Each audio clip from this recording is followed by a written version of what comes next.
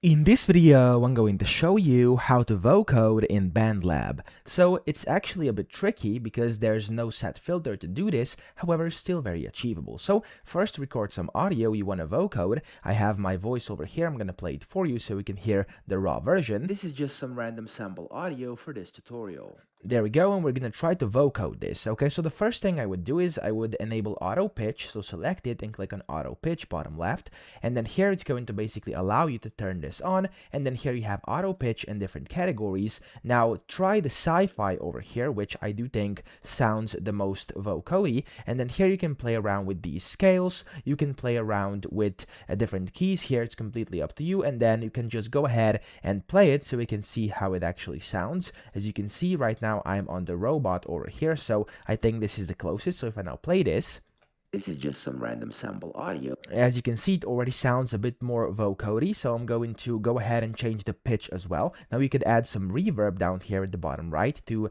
see if it sounds a bit better. This is just some random sample. Okay, and let's now add some pitch as well. So go to the Effects tab. Here, click Add Effect, look for Pitch Shift on the left, and then click on Pitch Shifter, and you can then shift your pitch as well. So, of course, this is up to you. You could go ahead and add in different things, add the effects, and then try to actually make your voice to where it sounds as a vocoder. Okay, so I'm gonna play this right now. This is just some random sample audio.